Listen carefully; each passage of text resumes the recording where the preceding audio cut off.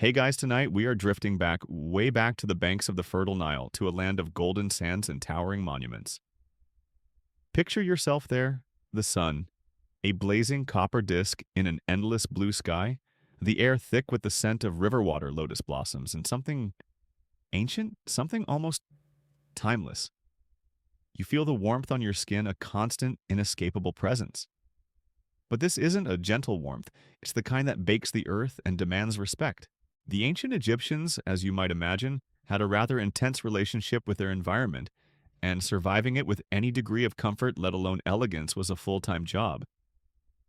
Honestly, dropped into their daily grind without a clue, you probably wouldn't survive this climate with your skin intact for more than a few days, without some serious local knowledge. It was a world where the line between skincare and survival was as fine as a papyrus thread. So before you get comfortable, take a moment to like the video and subscribe, but only if you genuinely enjoy what I do here. It truly helps the channel find other sleepy history enthusiasts like yourself. And as always, I'd love to see where you're tuning in from and what time it is in your corner of the world. It's always fascinating to see our little community spread across the globe. Now dim the lights, maybe turn on a fan for that soft background hum, and let's ease into tonight's journey together. You're standing on the edge of that life-giving river, the Nile. It's more than just water. It's the very pulse of ancient Egypt. Each year its waters would swell, bringing with them the rich, dark silt that made the land fertile, the famous Kemet, or Black Land, from which Egypt derived its ancient name. This black earth wasn't just for growing barley and flax. You can almost imagine the earliest Egyptians noticing how soft their skin felt after wading through these muddy banks, a sort of primordial spa treatment courtesy of Mother Nature. The minerals in that silt, the gentle exfoliation as it dried. It's not a huge leap to see how the very earth beneath your feet became a foundational element in their understanding of skin health. They lived in a land of stark contrast, the lush, narrow strip of the Black Land, and beyond it, the Deshret, the red land of the desert, vast, arid, and unforgiving. And that desert. Oh, it was a formidable opponent for your skin. Imagine the constant, gentle abrasion of wind-whipped sand. Not exactly a spa-grade microdermabrasion, more like a relentless, irritating whisper against every exposed surface. Your skin would feel perpetually dry, tight, thirsty. The air itself for much of the year carries little moisture, wicking away your body's own hydration with an almost malicious efficiency. You'd find yourself squinting against the glare, the corners of your eyes crinkling, not just from expression, but from the sheer environmental assault. It's the kind of dry heat that makes you appreciate every single drop of moisture, every slick of oil, every moment of shade. One of the first things you'd learn, and learn quickly, is that to neglect your skin here wasn't just a matter of vanity. It was inviting discomfort, irritation, and even infection. Think of it like forgetting your moisturizer and lip balm before a long-haul flight, then multiply that sensation by about 1,000 and make it your daily reality. Their skincare wasn't a luxury, it was an absolute necessity woven into the fabric of their existence. Then there's the sun. We talk about needing sunscreen today, but the Egyptian sun was and is a relentless deity in its own right. For agricultural workers, for boatmen on the Nile, for anyone whose life was lived under its gaze, the sun was a constant factor. It's a well-documented mainstream historical fact that Egyptian art often depicts men with reddish-brown skin, a sign of their outdoor labor, while women are typically shown with lighter yellowish skin, indicating a more sheltered domestic life or the use of skin lightening agents. This wasn't just an artistic convention, it reflected a social ideal and quite possibly the differing degrees of sun exposure and the efforts made to mitigate its effects. Protecting the skin from darkening or from burning was a significant concern. You can almost picture someone thousands of years ago experimenting with castor oil, not just for lamps, but perhaps noticing its thick protective quality on the skin, a rudimentary barrier against those piercing rays. The quality of water itself played a role. While the Nile was central access to cleaner water for washing away from the main, often bustling and sometimes polluted parts of the river would have been prized. Canals, wells, and collected rainwater, when available, would have supplemented the daily ablutions. You can imagine the relief of cool water on sun-baked skin, a simple yet profound daily ritual. Historians still argue whether the primary motivation for the elaborate skincare routines that developed was purely practical, to combat the harsh sun-drying winds and abrasive sand, or if it was more deeply rooted in religious concepts of purity, or driven by evolving aesthetic ideals of beauty. It's likely a complex interplay of all three, each strand reinforcing the others. One curious little quirky tidbit that surfaces in some interpretations of ancient texts suggests that certain types of clay or earth beyond just the Nile silt were believed to have specific sacred or healing properties for the skin. Imagine a village elder perhaps advising a poultice of a particular ochre-colored clay for a rash, not just because it soothed, but because that specific earth was thought to carry the blessings of a particular deity. These weren't just old wives' tales, they were part of a holistic worldview where the physical and the spiritual were deeply intertwined. You'd think that living in such a challenging environment might lead to a purely functional approach to the body, but it seems to have had the opposite effect. The Egyptians developed a profound awareness of their physical forms and an equally profound desire to preserve and beautify them. Their efforts weren't just about staving off the worst of the desert's effects. They were about achieving a state of grace, of cleanliness, of aesthetic appeal that was pleasing to themselves, to others, and to their gods. Your average high-status Egyptian's morning routine, as we'll slowly uncover, likely involved more dedicated steps and carefully prepared concoctions than many of us manage before a very special occasion. Forget a quick splash of water and a swipe of deodorant. This was a considered almost ritualistic process. Some of the ingredients they use, like honey and aloe, are staples in high-end spas even now, thousands of years later. Others, well, let's just say their definition of organic could be quite adventurous and might involve substances that would make a modern regulatory body faint dead away. But the ingenuity, the dedication to finding solutions from the world around them is undeniably impressive. This constant dialogue with their environment, its gifts and its challenges, laid the foundation for one of history's most fascinating and, yes, surprisingly complex skincare cultures. And as you close your eyes, you can almost feel that dry desert air on your cheeks, making you long for the cool touch of a freshly prepared unguent. That longing for the cool touch of a freshly prepared unguent you're feeling, that deep desire to soothe skin parched by the desert air, it's more than just a physical need for comfort. In ancient Egypt, the act of cleansing, of making the body pure, resonated far beyond simple hygiene. It was a spiritual imperative, a way of preparing oneself to exist in a world teeming with gods, spirits, and cosmic forces. You see, the concept of web, meaning purity or cleanliness, was absolutely central to their worldview. To be web was to be in a state of grace, fit to approach the divine, while to be ritually impure was to invite misfortune or create a barrier between yourself and the sacred. So as you step away from the imaginary riverbank, let's explore how this profound belief in purity shaped their daily routines, especially when it came to washing. For the average Egyptian, your day would likely begin and end with washing. Water drawn from the Nile, a canal, or perhaps a household cistern was the primary agent. You wouldn't have a handy bar of soap like we do. Instead, a key mainstream historical fact is the widespread use of natron, a naturally occurring mixture of sodium carbonate, decahydrate like washing soda, and sodium bicarbonate baking soda, harvested from dry lake beds like the Wadi el Natron. Think of it as nature's own detergent. You might use a lump of this natron to scrub your skin or have it dissolved in the water. It's not a gentle cleanser by our standards.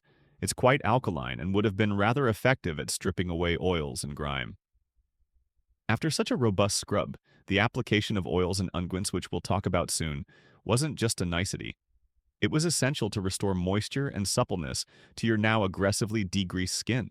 Imagine yourself perhaps as the sun is just beginning to paint the eastern sky, making your way to the water's edge, or a basin in your courtyard. The air is still cool, a brief respite before the day's heat. The act of washing your face, your hands, your feet, it's a ritual that refreshes not just your body but also prepares your spirit for the day. You might even use a strigil-like scraper, perhaps made of wood or bronze, if you were wealthier, to help remove dirt and dead skin, followed by more rinsing. This wasn't just about looking presentable. It was about feeling ritually clean, ready to engage with the world in a state of web. The water itself was often seen as having purifying properties beyond its mere ability to wash away dirt. Certain sources of water, especially from temple precincts or sacred lakes, were considered particularly potent. Now, if you were a priest or priestess serving in one of Egypt's magnificent temples, your commitment to purity went to a whole other level. Their lives were governed by incredibly strict rules of cleanliness because they were the ones who directly served the gods, entering their sacred spaces and tending to their cult statues. These individuals were expected to bathe multiple times a day, often twice during the day and twice at night. typically in sacred pools or lakes located within the temple complex. And we're not talking a quick dip. These were thorough ablutions. Moreover, to maintain this state of ultimate purity, priests were required to shave their entire bodies every few days. Yes, everything. Eyebrows, lashes, the works. Talk about a commitment to smooth. Your modern-day Olympic swimmer has nothing on these dedicated servants of the divine. This constant shaving coupled with frequent washing would have made their skin incredibly sensitive, further emphasizing the crucial role of soothing and protective oils in their daily regimen. Forget your fancy French milled lavender bars. We're talking robust, no-nonsense cleansing that probably took off a layer of skin along with the dirt. Exfoliation level expert indeed, though perhaps unintentionally so.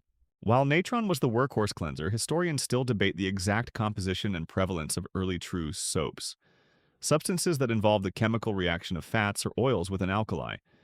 There's evidence of recipes that combine animal or vegetable fats with alkaline plant ashes or more natron, which could have produced a rudimentary form of soap. However, it's unclear how widespread this practice was compared to simply using natron and abrasive scrubbing. It's more likely these fatty alkaline mixtures were initially more for treating skin diseases or for washing clothes rather than daily personal hygiene for the masses. But the lines could easily blur. You can almost imagine an early Egyptian apothecary, a forerunner to the modern cosmetic chemist experimenting with different ratios of goose fat and acacia ash, trying to create a less harsh cleansing paste. It's a gentle, sleepy thought, isn't it? The quiet innovation happening in a mud brick workshop thousands of years ago. One particularly quirky tidbit you might find interesting is the existence of specific localized water cults, or beliefs surrounding particular springs or parts of the Nile believed to have unique purifying powers perhaps only at certain times of the year or under specific celestial alignments. Imagine a small, unassuming spring, far from the grand temples that local villagers revered, believing its waters, if collected just before dawn on the ibis-headed Thoths, feast day could wash away not just grime, but also bad luck or minor spiritual infractions. These localized beliefs would have coexisted with the grander state religion, adding another layer to the tapestry of Egyptian spiritual hygiene. These weren't just superstitions, they were expressions of a deep-seated need to connect with the purifying elements of their world. The effort involved in maintaining this level of cleanliness, especially for the temple staff, was considerable. If you thought your modern water bill was high, imagine the logistics of supplying a whole temple of priests with their daily bathwater quota, not to mention the natron, the linens, and the time dedicated to these rituals. But for the ancient Egyptians, this was non-negotiable. Purity paved the path to the divine. An impure offering, an impure priest, an impure vessel. These were not just careless mistakes. They were an affront to Ma'at, the cosmic order. This rigorous foundation of cleanliness, this societal and spiritual emphasis on being web, naturally created fertile ground for the development of more elaborate skincare. Once you've achieved a state of pristine, if somewhat raw cleanliness, the next logical step is to soothe, to protect, and then, of course, to adorn. The very act of daily meticulous washing prepares the canvas of your skin for the application of those fragrant oils and protective pigments that we so readily associate with ancient Egyptian beauty. You're not just clean, you're a blank slate ready to receive the blessings of moisturizers and the sacred art of cosmetics. So you've just completed your rather vigorous morning cleanse with a healthy dose of natron, and your skin, while undoubtedly clean, perhaps even squeaky clean, is now feeling a little exposed, a little raw, like a freshly scrubbed pot. Remember that aggressive degreasing we talked about? Well, the ancient Egyptians were far too savvy to leave their skin in such a vulnerable state, especially not in that climate. This is where the fragrant, soothing world of anointing oils and unguents comes into play, transforming your skin from merely clean to lusciously moisturized and divinely scented. You can almost feel the relief as you reach for that little pottery jar, the promise of comfort held within. The application of oil to the skin was not just a cosmetic afterthought, it was a fundamental act of self-care and preservation. In an environment where the sun beat down mercilessly and the air was often dry as bone oils provided a vital barrier, locking in moisture, preventing painful cracking, and keeping the skin supple and healthy. Imagine the feeling of smoothing a rich, slightly warm oil over your arms and legs, the immediate sensation of relief as your thirsty skin drinks it in. It's a moment of quiet luxury, a protective embrace against the elements. This wasn't just for the elite. While the quality and fragrance might vary wildly, some form of oil or fat was a daily essential for most Egyptians who could afford it. Now, where did these precious moisturizers come from? The Egyptians were incredibly resourceful, utilizing a wide array of plant-based oils. It's a well-established mainstream historical fact, documented in texts like the Ebers Papyrus, and through archaeological finds that oils such as castor oil, which they called kiki or degum moringa oil, from the Baku tree often referred to as the tree of life, and balanos oil from the Egyptian balsam tree were staples. Sesame oil, almond oil, and even flaxseed oil also played their part. Olive oil, though more commonly associated with Mediterranean cultures, was known and imported, becoming more prevalent in later periods. And let's not forget animal fats. While your modern vegan skincare enthusiast might have a slight panic attack at the thought fats rendered from oxen, sheep, or geese were commonly used especially for more utilitarian moisturizers or as a base for medicinal ointments. Back then, waste not want not was the prevailing philosophy, and if a bit of clarified goose grease kept your elbows from cracking, it was a welcome addition to your toilette. But the Egyptians didn't just slather themselves in plain oil, at least, not if they could help it. They were masters of fragrance, transforming these basic fats and oils into luxurious, perfumed unguents. This wasn't quite the steam distillation we know today for essential oils.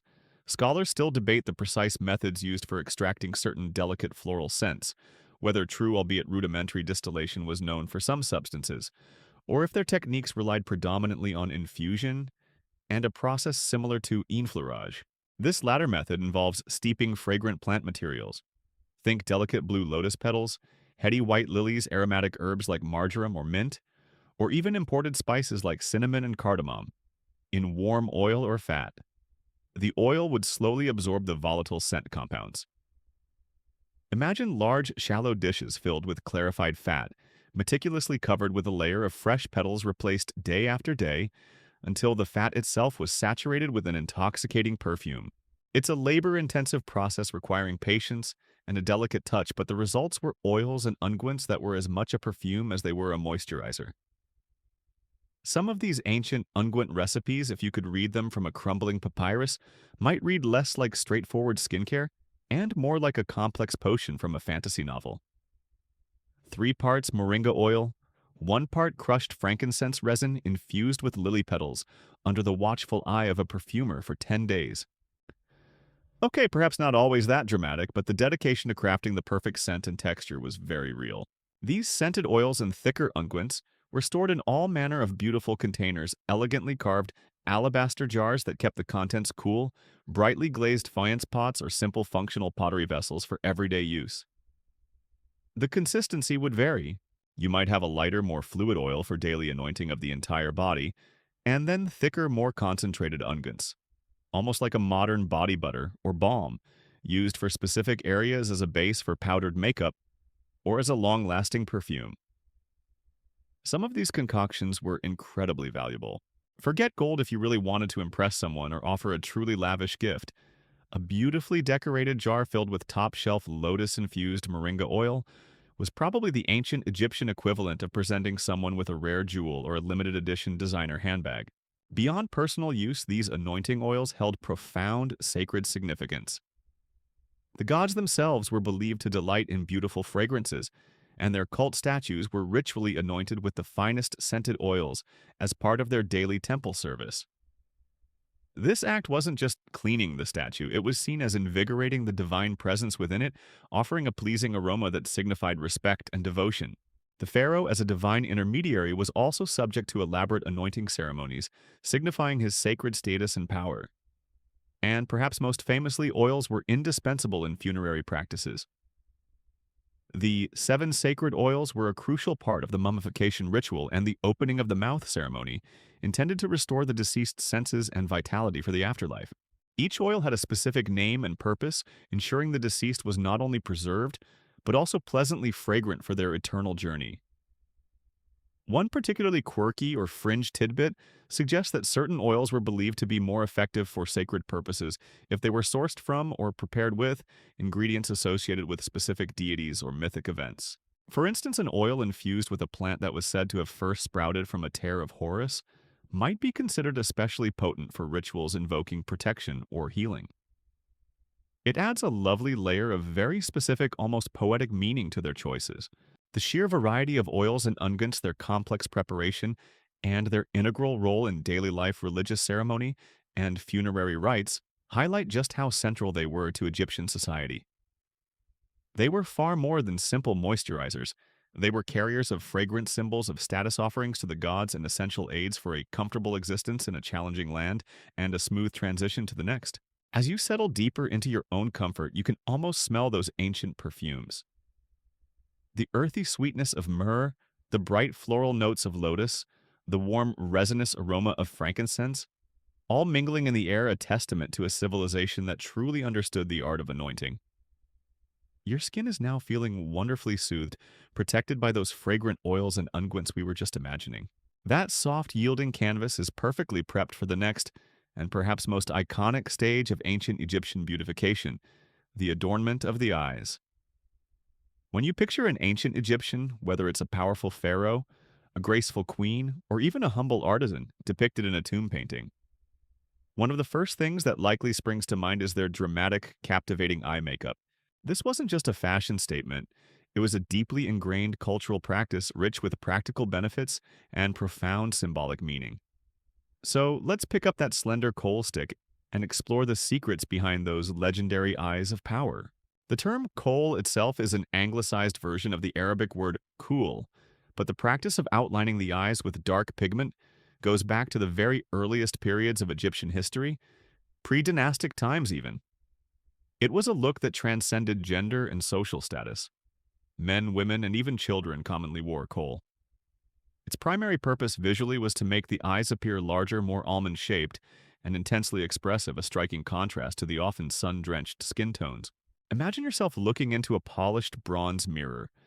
Not quite the crystal-clear reflection you're used to, but more a dimly gleaming surface. Carefully applying this dark, alluring line. Now, what exactly was this kohl made of?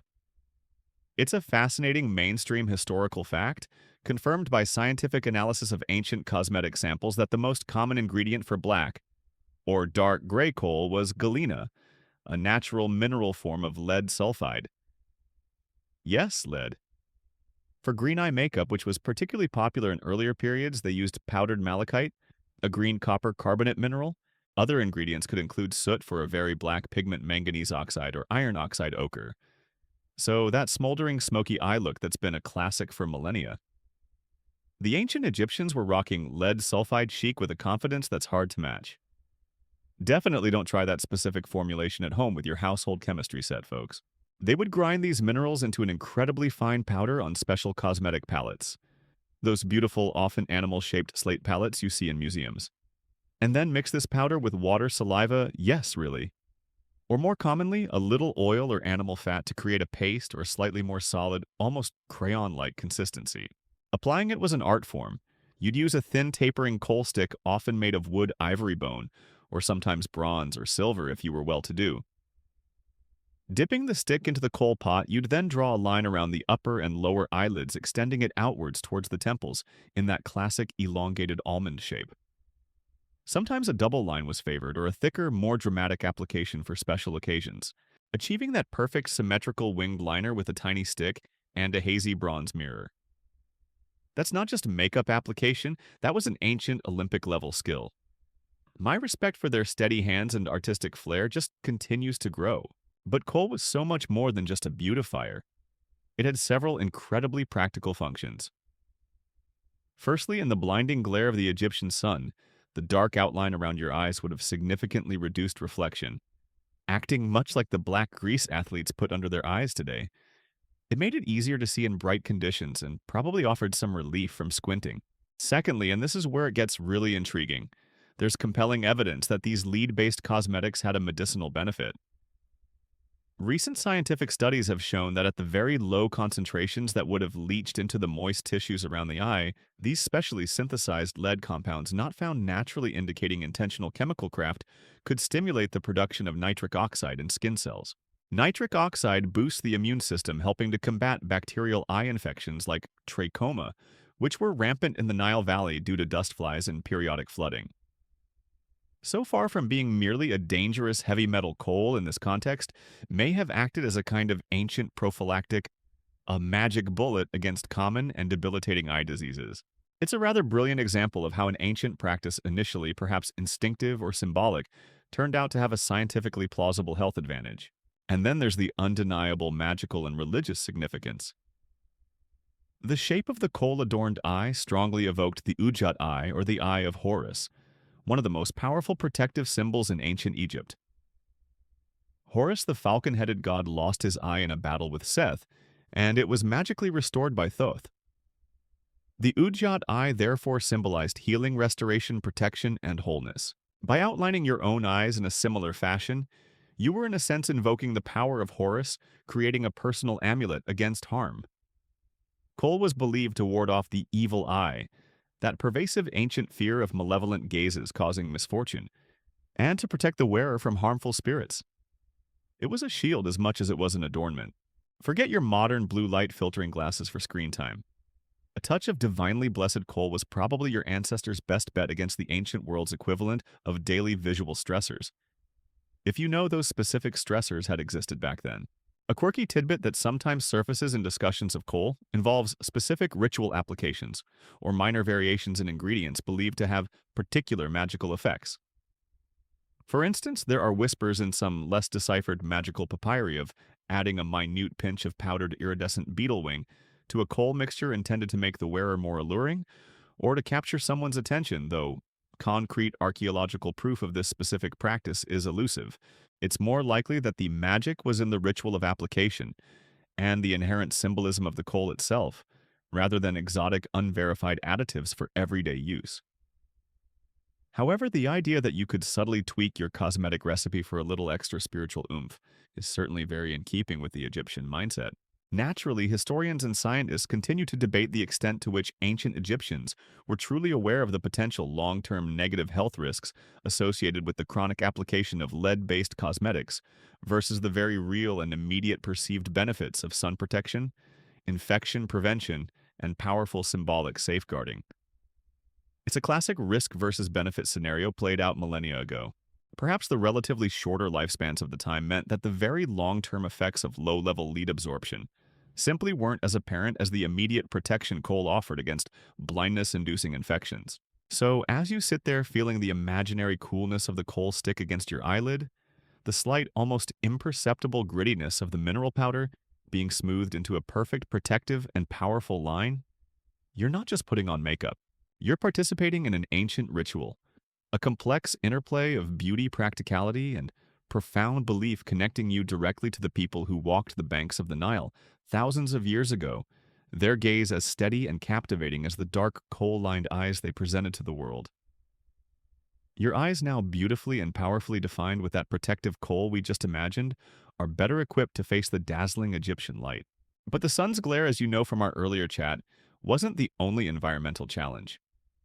The relentless solar radiation beating down on your skin and the constant whisper of abrasive desert sand were formidable foes that demanded a comprehensive defense strategy.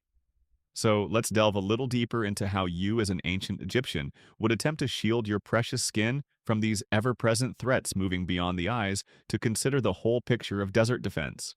You're already aware of the intense dryness, the sun that could bake clay to the hardness of stone, and the winds that could carry fine particles of sand into every nook and cranny. Protecting your skin wasn't just about avoiding a painful sunburn, it was about preventing premature aging. Yes, they worried about wrinkles too, and maintaining the skin's integrity against drying, chafing, and irritation. Remember those soothing oils and unguents from Section 3? They were your first line of defense, creating a barrier that helped to seal in moisture and protect against the chapping wind and the sting of airborne sand. Think of that layer of moringa or castor oil as your personal shield, a slick, comforting film between you and the harsher realities of the desert. Beyond these topical applications, your clothing played a crucial role. The ancient Egyptians are famous for their beautiful linen garments. It's a well-known mainstream historical fact that linen made from the flax plant was the primary textile used in ancient Egypt, prized for its lightness, strength, and ability to allow air to circulate. You'd be wearing lightweight, often white or light-colored linen robes or kilts. These garments weren't just for modesty or style, they were incredibly practical. The loose fit allowed for airflow, helping to keep you cool, while the fabric itself provided a physical barrier against the sun's rays and the abrasive sand. Think of those flowing white linen robes, not just for looking dramatic and ethereal in tomb paintings, but basically ancient Egyptian activewear, breathable, sun-reflective, and surprisingly comfortable. Fashion and function, darling. Wealthier individuals might have finer weaves of linen, perhaps even pleated with exquisite skill, offering an even more effective, though still breathable shield. Head coverings were also essential. From the elaborate Nemes headdress worn by pharaohs to simpler cloth coverings, scarves, or even wide-brimmed reed hats for laborers in the fields, protecting your scalp and the back of your neck from the sun was just common sense. Of course, the simplest way to avoid the sun is to seek shade. Egyptian architecture, with its thick mud brick walls, high ceilings, and strategically placed colonnades and courtyards, was designed with the climate in mind. You'd naturally gravitate towards these cooler shaded areas during the hottest parts of the day. If you were someone of importance, you might even have an attendant holding a parasol, a simple but effective sunshade made of palm leaves or stretched linen, to shield you when you ventured outdoors. This wasn't just about comfort, it was a status symbol, a visible sign that you were important enough not to have to endure the direct sun. But what about actual sunscreens? While they obviously didn't have tubes of SPF 50 broad-spectrum chemical sunblock, there's evidence they experimented with various substances to offer some measure of protection or to soothe sun-exposed skin. Recipes found in medical papyri, such as the Eber's Papyrus list ingredients like rice bran extract, jasmine, and lupine extracts, which modern science has shown can possess some, albeit very mild by today's standards, UV protective or anti-inflammatory properties. They might also have used physical blockers. Think of a paste made from finely ground ochre or other minerals mixed with fat or oil. This wouldn't just add color, as we see in some depictions, but could also provide a dense physical barrier against the sun's rays, much like modern zinc oxide creams, though perhaps a bit earthier in tone and texture. So while they might not have had the sophisticated chemistry we rely on, they weren't just winging it. Their version of slip slop slap probably involved a lot more castor oil, a good linen wrap, and maybe a heartfelt prayer to Ra for good measure. The constant battle against sand was another major concern. You thought a day at the beach got sand in unexpected places? Try living in a desert environment, or even the fertile Nile Valley where dust from the surrounding deserts was a frequent companion. Sand wasn't just an irritant. Its fine, sharp particles could cause tiny abrasions on the skin, leading to dryness, itching, and potential infection.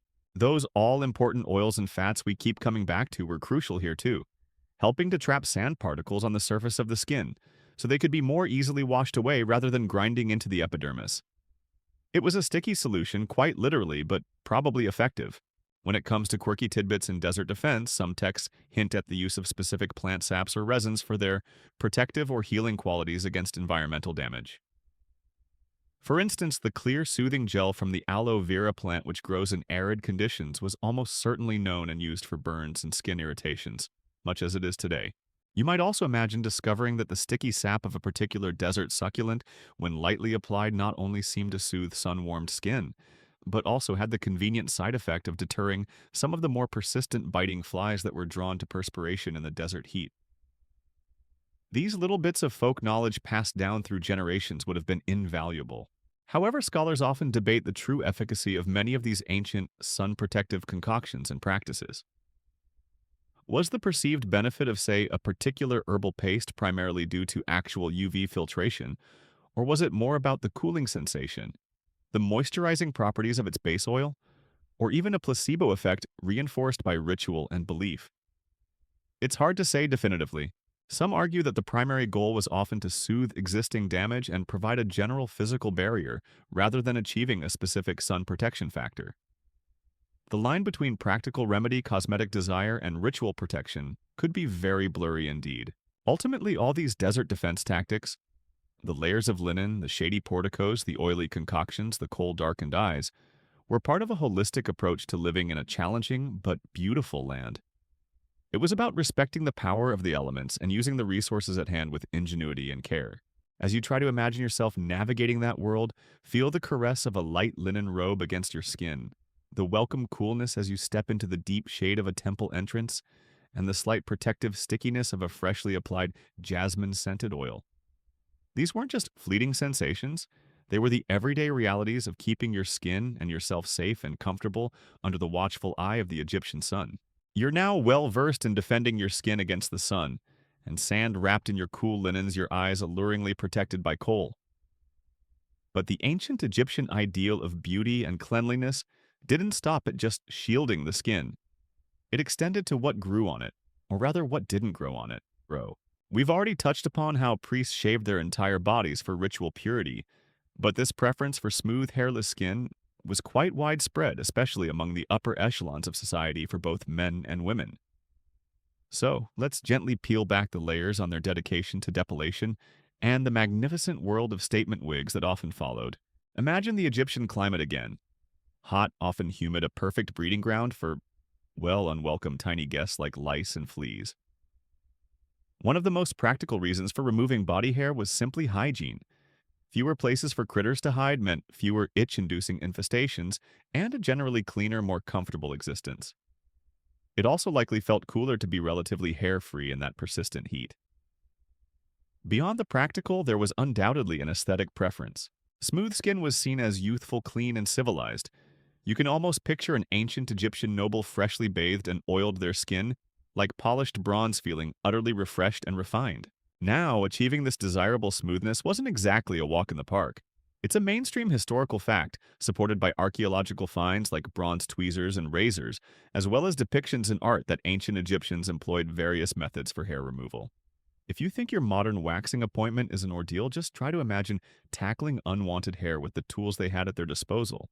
Tweezing individual hairs with small bronze tweezers would have been effective for smaller areas like eyebrows, but incredibly time-consuming for, say, your legs. Sharpened flint blades or later copper and bronze razors were used for shaving. You can just imagine the careful, steady hand required to shave with a piece of sharpened stone without giving yourself a nasty cut. Ouch.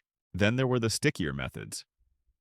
Evidence suggests the use of concoctions that sound remarkably like early forms of waxing or sugaring.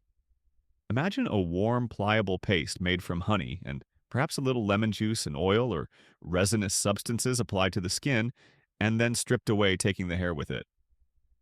This technique, often called sugaring today, has ancient roots in the Middle East, and it's highly plausible the Egyptians were pioneers. They might also have used abrasive substances like pumice stones to rub away fine hairs. Some textual interpretations even hint at attempts at chemical depilatories, though the recipes are often obscure and the ingredients, sometimes quite caustic, sound rather alarming. It's probably safe to say that whatever method you chose, a soothing application of those wonderful oils we discussed in Section 3 would have been absolutely essential afterwards to calm the irritated skin. So, with all this effort to remove natural hair, or at least keep it very short, what did you do if you still wanted an impressive coiffure? You embraced the glorious, elaborate, and sometimes downright astonishing world of Egyptian wigs. Lice, as we mentioned, were the unwelcome, clingy companions of the ancient world. Shaving your natural hair off or keeping it cropped very close, and then popping on a pre-deloused, beautifully styled wig, absolute genius. Ancient problems often require ancient stylish solutions. Wigs offered an instant perfect hairstyle every time, protected the bald or closely shorn scalp from the sun, and could even help keep the head surprisingly cool, as air could circulate between the wig and the scalp if the natural hair was minimal. These weren't just simple little hairpieces. Egyptian wigs were often marvels of craftsmanship. The finest wigs, a clear mainstream historical fact, were made from human hair meticulously collected, sorted, and then woven plaited or curled into the desired style. This human hair was often attached to a base or cap made of netting fabric like linen, or sometimes even leather, which would fit snugly over your head. For those who couldn't afford wigs made entirely of human hair, or for different stylistic effects, wigs were also crafted from animal hair like horsehair or sheep's wool, plant fibers, such as palm fibers, or a blend of these materials. Some of those elaborate multi-tiered wigs you see in statues and reliefs look like they'd require their own personal architect and a small engineering team to construct, and possibly a sturdy neck brace to wear for any length of time. The variety of wig styles was immense, changing with fashion throughout the long dynastic periods. You had short, tight curls framing the face, long, straight, glossy locks cascading over the shoulders, intricate arrangements of tiny braids, sometimes adorned with beads of faience gold or semi-precious stones. Some wigs were designed with heavier, fuller sections at the sides and back, creating a very distinctive, almost triangular silhouette. There were everyday wigs, and then there were a whole other echelon of ceremonial or party wigs, likely more elaborate and perhaps even perfumed with those scented fat cones we'll get to later designed to slowly melt and release their fragrance. A quirky tidbit in the world of wig making is that some of the less opulent wigs, or those intended for more utilitarian purposes, sometimes incorporated finely shredded and dyed palm fibers to mimic the texture and sheen of human hair, or to add bulk. It was a clever bit of ancient resourcefulness, making the desirable look accessible, even if you didn't have access to vast quantities of real human hair. Imagine an artisan patiently working these fibers, blending them skillfully so that from a slight distance, your wig looked just as splendid as one from a Preischer workshop. Of course, historians and archaeologists still debate the exact methods and the full extent of wig-making specialization among different social classes, particularly how readily available human hair actually was for non-elite wigs, and what proportion of the population wore them regularly versus just for special occasions. There's also ongoing discussion about whether the primary driver for extensive wig use was purely fashion and status, or if those very real concerns about hygiene, lice, and comfort in the heat played an even more significant role than previously emphasized. It was likely a comfortable blend of all these factors. So picture your skin smooth and freshly oiled, your head perhaps feeling a little bare and cool if you've just shaved. Now the wig is carefully placed. It might feel a little heavy at first, a bit strange, but also transformative. Suddenly you have this perfect, elaborate hairstyle that requires no daily fuss. It's a symbol of your status, your attention to personal appearance, your adherence to the ideals of cleanliness and beauty. It's your crown in a way, whether you're a noble attending a banquet or a temple dancer preparing for a ritual. This dedication to hairlessness, followed by the embrace of the artificial coiffure, speaks volumes about the Egyptian pursuit of a very specific, highly stylized, and impressively managed aesthetic. Section 7. You are now a vision of ancient Egyptian elegance. Your skin smooth and protected your hair, or rather your magnificent wig perfectly coiffed your eyes mysteriously alluring. But as you prepare to engage with the world, perhaps to share a meal or a quiet conversation in a shaded courtyard, there's another more intimate aspect of personal presentation that would have been on your mind: your oral hygiene. While we've focused on the visible exterior, the ancient Egyptians and their holistic approach to the body also gave thought to the state of their mouths, though they faced some rather gritty challenges in this department. Imagine the daily diet. Bread was a staple, the staff of life, but the way it was made presented a serious dental dilemma. It's a stark mainstream historical fact, evident from countless studies of mummies, that ancient Egyptians suffered from severe dental attrition. That's the wearing down of tooth enamel. Their flour was typically stone ground, a process that inevitably introduced tiny particles of sand grit from the grinding stones themselves and desert dust into the dough.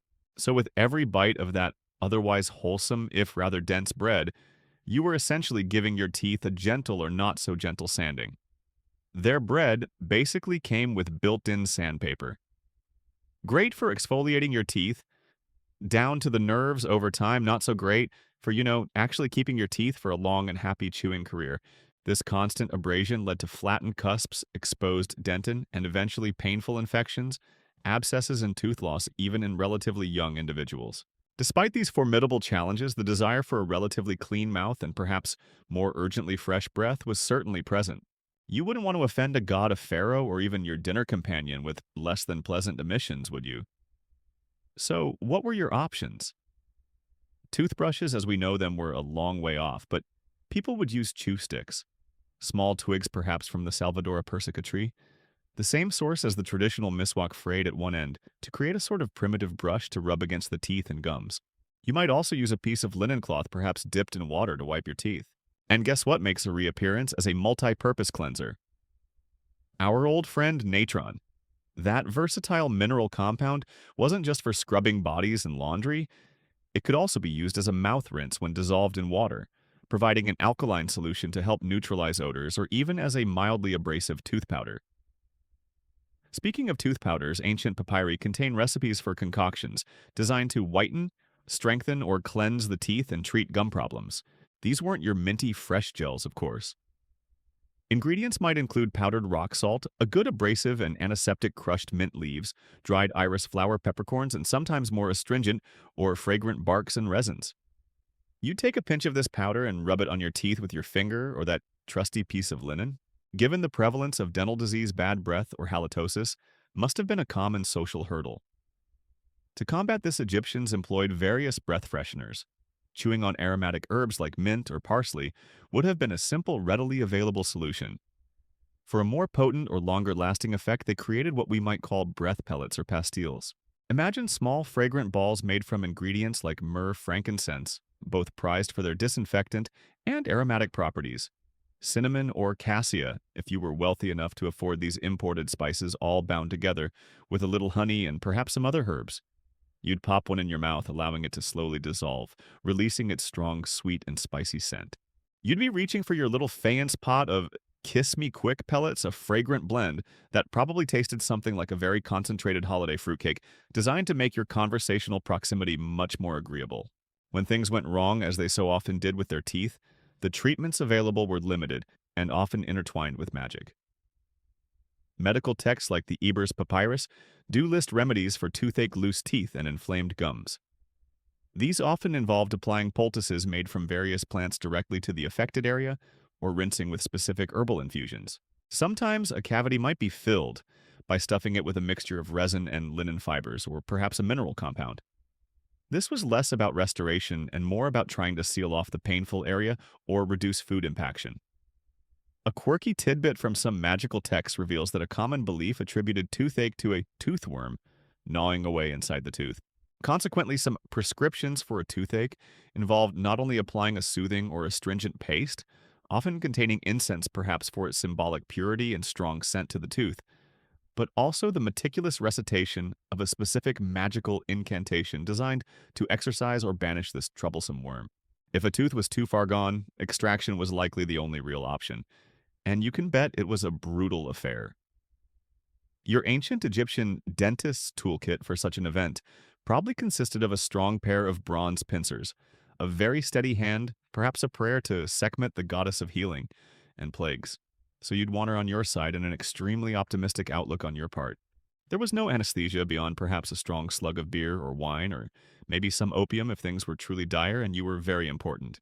There's ongoing debate among paleopathologists and archaeologists regarding the exact nature and intent of some of the more complex dental findings in mummies. Were certain configurations of gold wire found around teeth, rudimentary attempts at bridges or splinting loose teeth in living individuals, which would be incredibly advanced for the time, or were they post-mortem cosmetic additions for the afterlife, or simply misinterpretations of unrelated jaw pathologies? Similarly, scholars still discuss whether the primary concern driving these oral hygiene practices was focused more on immediate pain relief and achieving socially acceptable fresh breath, or if there was any deeper, albeit basic understanding of the importance of tooth preservation for overall health and longevity. It's likely a mix with the immediate concerns of pain and social grace taking precedence. So, as you try to enjoy your slightly gritty evening meal by the Nile, you might gently probe a tender tooth with your tongue, acutely aware of the fine line between culinary enjoyment and potential agony. The ancient Egyptian quest for beauty and bodily perfection certainly extended to the mouth, but here more than perhaps any other area of their skincare and grooming, they were fighting an uphill battle against their very diet. Their ingenuity in crafting breath fresheners and tooth powders is admirable, a testament to their desire to present their best selves, even when their smiles hid a mouthful of trouble. Section 8. Having navigated the treacherous waters of dental dilemmas and emerged with hopefully pleasantly fragrant breath, your attention now turns to another universal human concern, one that the ancient Egyptians were just as keen to address as we are today: the inexorable march of time across your skin.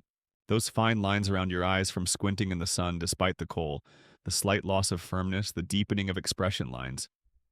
These were all signs that the Egyptians, with their profound appreciation for vitality and regeneration, sought to soften and delay. So let's gently explore their attempts to battle time's touch, armed with the natural pharmacy of the Nile Valley. The desire for youthfulness wasn't just about vanity, it was deeply woven into the Egyptian psyche. Their entire cosmology was rich with themes of death and rebirth. Think of Osiris, the god who died and was resurrected to rule the afterlife. This cyclical view of existence naturally fostered a desire to maintain a youthful, vigorous appearance for as long as possible, both in this life and, crucially, for presentation in the next. You'd have observed the sun's impact, that relentless sculptor of wrinkles we discussed earlier, and the drying effects of the desert air. Time itself, they knew, left its mark. While they didn't have our understanding of cellular biology or collagen degradation, they were keen observers of cause and effect on a practical level. So what was in their ancient anti-aging toolkit? It's a significant mainstream historical fact that medical and cosmetic texts, such as the famed Eber's Papyrus, contain numerous recipes specifically aimed at transforming an old man into a youth, expelling wrinkles from the face, or making the skin smooth. This clearly indicates a conscious and concerted effort to combat the visible signs of aging. Unsurprisingly, those wonderfully versatile oils and animal fats formed the base of many of these concoctions. A well-moisturized skin naturally appears plumper and smoother, and the Egyptians understood this fundamental principle. Moringa oil, balanos oil, castor oil, and various animal fats would be applied generously not just to moisturize, but in the hope of filling out those pesky fine lines. Honey was another superstar ingredient in their anti-aging arsenal. Prized for its natural humectant properties, meaning it attracts and retains moisture, its antibacterial qualities, and its almost indefinite shelf life, honey was a valuable addition to facial treatments. Imagine a warm, sticky mask of pure Nile honey, perhaps mixed with a little milk or a plant extract, feeling wonderfully soothing and hydrating on your skin. Frankincense and myrrh. Those precious resins we've encountered before were also highly esteemed for their purported rejuvenating properties. Their astringent and anti-inflammatory effects might have helped to temporarily tighten the skin and reduce puffiness, contributing to a more youthful appearance. They would be ground into powders and mixed into oils or fats, lending their exotic sacred fragrance to the anti-aging ritual. Plant extracts abounded. Fenugreek seeds, when ground and mixed with water or oil, were often used in preparations to firm the skin. Aloe vera, that ever-reliable soother and hydrator, would have been applied to sun-stressed skin to promote healing and moisture. There are even mentions of milk, particularly donkey milk, a substance famously associated with Cleopatra's beauty routine much later. But the principle of using milk's lactic acid for gentle exfoliation and its fats for moisturizing might have been understood in simpler forms much earlier. You can almost picture someone creating a poultice of ground fenugreek honey and fresh milk, applying it with hopeful care. So, the search for the fountain of youth isn't exactly a new concept. The ancient Egyptians were already deep into their own research and development, armed with honey, perhaps some hippopotamus fat. Yes, it's listed in some papyri for skin complaints and a whole heap of optimism. Spoiler alert, they didn't find the mythical fountain either, but they certainly moisturized impressively along the way. These anti-aging treatments weren't just slapped on. Application was part of the ritual. Gentle massage techniques would have been used to work the oils and unguents into the skin, helping to improve circulation and promote a healthy glow. You might imagine a soft rhythmic kneading and smoothing of the facial contours, a relaxing and luxurious experience, designed not just to apply the product, but to encourage the skin to respond. One rather quirky tidbit comes from a recipe for an anti-wrinkle treatment that involved applying a plaster made of beeswax fresh moringa oil and crushed cypress grass, which was then to be kept on the face for no less than 6 days. Imagine that, an ancient Egyptian version of a very intensive, very long-wear sheet mask or cosmetic wrap. You'd certainly emerge with well-moisturized skin, though you'd have missed a significant chunk of daily life. Your family might have resorted to communicating with you via politely worded papyrus notes slipped under your chamber door. Talk about dedication to your skincare regimen. Naturally, scholars often debate how genuinely effective these ancient, anti-aging remedies truly were in a physiological sense. Did they stimulate collagen production or offer genuine cellular regeneration as a modern retinoid might? Probably not to any significant degree. It's more likely that their primary benefit came from intensive moisturization, which temporarily plumps the skin and reduces the appearance of fine lines. The soothing of inflammation, and importantly, the psychological boost, derived from the ritual of dedicated self-care and the use of luxurious, fragrant ingredients. Moreover, the line between medicinal skin treatments for ailments and purely cosmetic anti-aging efforts is often quite blurred in the papyri, leading to ongoing discussions about how the Egyptians themselves perceived the primary purpose of these diverse concoctions. Some of these ancient recipes, when you read the list of ingredients, sound like they were concocted by a very enthusiastic if slightly eccentric ancient chef who took a wrong turn on the way to the temple kitchen and ended up in the chief perfumer's laboratory. A measure of incense of festival, a portion of wax, a quantity of fresh moringa oil, some juice of fermented grapes. Cominute boil and apply. You can almost hear them thinking, well, if it doesn't smooth out those crow's feet, at least you'll smell divinely interesting at the next banquet. This desire to maintain a youthful and intact appearance was not just for the here and now, it carried profound significance for the afterlife. The meticulous process of mummification itself was in part an attempt to preserve the body in a recognizable, idealized form for eternity. The depictions of the deceased in their tombs invariably showed them in the prime of life, youthful and vibrant, regardless of their age at death. So the daily efforts to battle time's touch on your skin were in a way a small rehearsal for this ultimate act of preservation, a testament to the Egyptian belief in enduring life, and the importance of presenting your best, most vital self to the gods and to eternity. As you gently pat your own moisturizer onto your face tonight, perhaps you can feel a faint, sleepy echo of those ancient hands applying their honey and myrrh, hoping to hold back the desert sands of time. Your quest for timeless beauty, that gentle battle against wrinkles, using the sweet stickiness of honey and the rich caress of oils, was one aspect of ancient Egyptian skincare. But life along the Nile wasn't always about serene rejuvenation. The same sun that ripened the dates and barley could also scorch your skin. The waters that brought life also harbored insects and bacteria. Daily life, whether toiling in the fields, crafting goods in a workshop, or even managing a noble household, came with its share of scrapes, burns, bites, and bothersome blemishes. So let's now turn our attention from the pursuit of agelessness to the practical and often urgent matter of healing the skin when it was afflicted. Imagine the common skin complaints you might face. Sunburn, even with your linens and rudimentary sunblocks, was a constant risk. A hot cooking pot tipped a spark from the brazier, and you'd be dealing with a painful burn. Insect bites from mosquitoes, sandflies, or even more adventurous critters like scorpions, though that's more than a mere blemish, were a daily nuisance. Then there were the rashes from unknown irritants, boils, mysterious lesions, minor infections and cuts or abrasions, patches of discoloration, and the lingering marks of old injuries. Your skin, that vital barrier, was frequently under assault. Fortunately, you weren't entirely without recourse. The ancient Egyptians possessed a considerable body of medical knowledge for their time, meticulously recorded in various papyri. It's a crucial mainstream historical fact that texts like the Ebers Papyrus, a veritable encyclopedia of internal medicine and therapeutics. The Edwin Smith Papyrus, remarkable for its surgical and trauma treatments including burn care. The Hearst Papyrus and the London Medical Papyrus contain hundreds of prescriptions and treatments for a wide array of ailments, with a significant portion dedicated specifically to skin complaints, wounds, and burns. These documents reveal a system of medicine that, while intertwined with magic, was also based on careful observation, and a surprising pharmacopoeia derived from the natural world. When you presented with a skin affliction, a physician or a local healer, who might also be a priest or a wise woman, would examine it. Their understanding of disease was often based on the theory of Me Too, a network of channels within the body. Illness, including skin problems, could arise if these channels were blocked, inflamed, or disturbed by malevolent spirits or divine displeasure.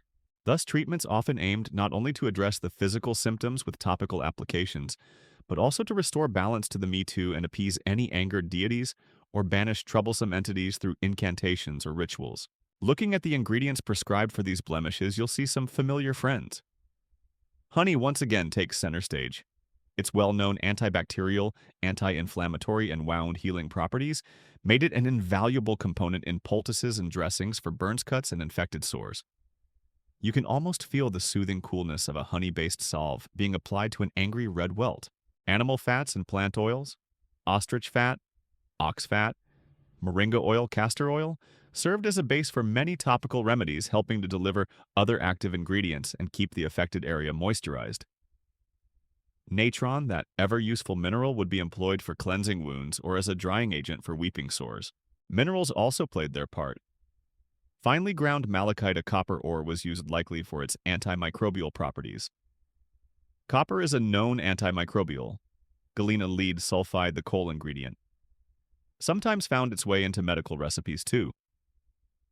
Ochre, particularly red ochre, might be used in pastes, perhaps for its astringent or drawing properties, or even just as a visible marker that a treatment had been applied. For burns, the Edwin Smith Papyrus details remarkably rational treatments involving dressings of honey and fats to keep the wound moist and promote healing, which aligns with some modern burn care principles. Plant-based remedies were, of course, legion. Willow bark, which we now know contains salicin, a precursor to aspirin, was likely used for its anti-inflammatory benefits. Aloe's soothing gel would have been a go-to for burns and irritations. Garlic and onion, recognized even then for their potent, if pungent properties, were used in treatments for infections or lesions. You have to admire their experimental spirit. You can almost hear an ancient physician musing, this particular swampweed didn't quite cure the boils last time, but it did turn the patient's skin a rather fetching shade of pale green for a few days. Perhaps if I mix it with a little gazelle dung this time. Progress. Yes, animal dung was sometimes an ingredient believed to have certain drawing or potent properties. One quirky tidbit from the papyri describes a treatment for what might be inflamed insect bites or certain types of rashes referred to metaphorically as serpent bites on the skin. The remedy suggested a topical application made from a mash of onion mixed with the dregs of fermented beer. Perhaps the yeast had some soothing properties which was then to be applied while reciting a specific incantation to drive away the malevolent serpent spirit deemed responsible for the affliction. It's a perfect example of the practical and the magical working hand in hand. Your ancient Egyptian dermatologist might prescribe you a soothing balm of, say, bat's blood, and myrrh, yes, bat's blood is mentioned, and then for good measure advise you to wear a particular amulet and perhaps avoid looking at hippos on Wednesdays. It was all about covering all conceivable bases, natural and supernatural. Scholars naturally continue to debate the true efficacy of many of these ancient dermatological treatments. While some ingredients like honey, aloe, or willow clearly possessed beneficial pharmaceutical properties that we understand today, others may have been neutral at best, or in some cases even mildly harmful. The role of the accompanying magical incantations is also a fascinating area of study. Did they provide a powerful placebo effect, offer psychological comfort and hope to the sufferer? Or were they considered by the Egyptians to be just as vital an ingredient as the physical components of the remedy? Furthermore, the precise translation and interpretation of the names of skin afflictions mentioned in the papyri can be quite challenging, leading to ongoing discussions about whether a particular ancient Egyptian term refers to a condition we now identify as eczema psoriasis, a fungal infection, or something else entirely. Leafing through a translation of these ancient medical texts can feel like browse the world's oldest and at times most alarming skincare advice column. For a spreading sore that eats the flesh, apply a poultice of honey lint and powdered sycamore fig bind with a fresh linen bandage and recite the incantation against the gnawing demon 7 times. Despite the limitations of their knowledge and the sometimes bizarre-sounding ingredients, their goal was clear: to alleviate suffering, to heal the skin, and to restore its integrity and appearance. It was all part of maintaining mat, order, and wholeness, in the face of the daily onslaught of potential afflictions in their vibrant, challenging world. And as you apply a modern antiseptic cream to a small cut tonight, you're echoing that ancient, enduring human desire to soothe, heal, and make whole. Having navigated the often unpleasant realities of skin afflictions and sought remedies from the papyrus scrolls, you're likely longing for something altogether more delightful. After all the practicalities of cleansing, protecting, and healing, it's time to immerse ourselves in one of the most sensorially rich aspects of ancient Egyptian personal care: the art of perfumery. For the Egyptians, smelling good wasn't just a pleasant afterthought. It was an integral part of their culture, deeply connected to divinity, cleanliness, social status, and pure, unadulterated pleasure. So let's waft gently into the fragrant world of their perfumed cones and other sweet-scented inventions. Remember how we talked about the gods delighting in beautiful fragrances when their statues were anointed with scented oils? That appreciation for lovely smells permeated every level of Egyptian society. A pleasant aroma was considered a sign of purity and refinement. In a hot climate before the advent of modern deodorants and daily showers for absolutely everyone, a good perfume could also be a very practical way to maintain a pleasing personal atmosphere, and let's be honest, to mask less desirable odors. In a world without our 21st century sanitation standards, let's just say a cloud of well-crafted perfume wasn't just a luxury, it was often considered a welcome public service. Bless those fragrant Egyptians and their dedication to smelling divine. The perfumer's palette in ancient Egypt was rich and varied. Locally, they had access to fragrant flowers like the iconic blue and white lotus, various types of lily marjoram mint, and perhaps even henna blossoms, which have a sweet, heady scent. But the real luxury, the ingredients that made Egyptian perfumes legendary throughout the ancient world, often came from afar. Precious resins like frankincense, myrrh, galbanum, and styrax were imported at great expense from lands like Punt, believed to be somewhere in the Horn of Africa, or southern Arabia, or across the deserts from the Levant. Spices, too, played a crucial role. Imagine the warm, exotic notes of cinnamon, cardamom, or cassia brought by hardy traders along perilous routes, adding their magic to Egyptian concoctions. The primary way you'd wear perfume daily was in the form of those scented oils and unguents we discussed earlier. It's a well-documented mainstream historical fact that the Egyptians were masters of infusing fats and oils like moringa bolanos or castor oil with the aromatic compounds of flowers, herbs, and resins. This enfleurage-like process where petals were steeped in oil until their scent was absorbed was laborious but yielded exquisitely perfumed products. The famous Kai-Fi, a temple incense renowned throughout the ancient world, gives us a glimpse into the complexity of their perfumery. Though primarily an incense its recipes, some listing 16 or more ingredients like juniper berries, calamus, mastic cinnamon myrrh, and tears of Horus, possibly a type of resin, demonstrate their sophisticated understanding of how to blend aromas to create something truly special. Your modern artisanal perfume, with its carefully curated 5 or 6 notes, looks positively minimalist in comparison to some of these ancient, olfactory symphonies. But perhaps the most visually striking and uniquely Egyptian method of personal perfuming was the perfumed cone sometimes called a bit, or unguent cone. Picture this: you're attending a lavish banquet or a vibrant festival. Your finest linen robes are immaculate. Your wig is perfectly styled and adorned with beads or ribbons. And perched jauntily on top of your wig is a cone varying in size but generally a few inches high, made of scented animal fat, like tallow from oxen or perhaps beeswax, thoroughly impregnated with fragrant resins like myrrh or floral essences. As the evening progresses, the warmth of your body and the ambient heat of the crowded lamplit hall would cause this cone to slowly, gradually melt. The perfumed fat would trickle down your wig over your shoulders and onto your garments, releasing its fragrance in a continuous, personal cloud of scent. It's a rather wonderfully decadent image, isn't it? Imagine wearing a slowly melting butter sculpture of exquisite perfume on your head at a party. Talk about a conversation starter, and one imagines a potential dry cleaning nightmare for your very best wig, but beauty and fragrance often demand their little sacrifices. Beyond personal application, perfuming the environment was also crucial. Incense was burned constantly in temples as an offering to the gods and to purify the sacred space. But it was also common in homes where burning frankincense or myrrh would create a pleasant atmosphere and help to dispel stale odors. Floors in wealthier homes might be strewn with fragrant rushes or fresh flowers releasing their scent as they were trodden upon. Guests arriving at your home might have their hands and feet washed with perfumed water, a gesture of hospitality and respect. Every aspect of life, from the grandest temple ritual to the simplest daily greeting, could be enhanced and elevated by the careful use of fragrance. A quirky tidbit from the world of Egyptian scents is the belief that certain fragrances could possess specific magical properties beyond just smelling nice. For instance, a particular blend of herbs and resins might be burned not just for its aroma, but to actively ward off troublesome minor spirits or to attract good fortune and prosperity to the household. Some perfume recipes interestingly also list ingredients like good quality wine or even beer. These weren't necessarily for their primary scent, but might have been used as solvents during the infusion process, or perhaps their own subtle fermented notes added an unexpected complexity to the final perfume blend. Of course, there's still some ongoing debate among Egyptologists regarding the exact nature and composition of those perfumed cones. While the melting fat theory is widely accepted due to the visual evidence in art showing streaks running down from them, some scholars wonder if all depictions represent truly melting cones, or if some might have been symbolic non-melting ornaments, or even stylized artistic representations of the perfumed aura itself.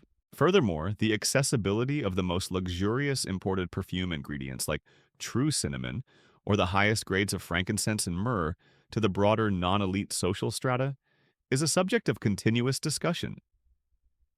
Did your average farmer's wife get to enjoy a touch of myrrh, or was that reserved for the temple and the very wealthy? As you drift deeper into relaxation, imagine the air around you, thick with these ancient luxurious scents. The heady sweet perfume of lotus and lily mingling with the warm, balsamic notes of myrrh and frankincense, perhaps a spicy hint of cardamom or a fresh zing of mint. Fragrance in ancient Egypt was a language in itself, speaking of cleanliness status, piety, and a profound appreciation for the sensual pleasures of life. It was a way to honor the gods, to delight your companions, and to make your own passage through the world a little sweeter, one fragrant breath at a time.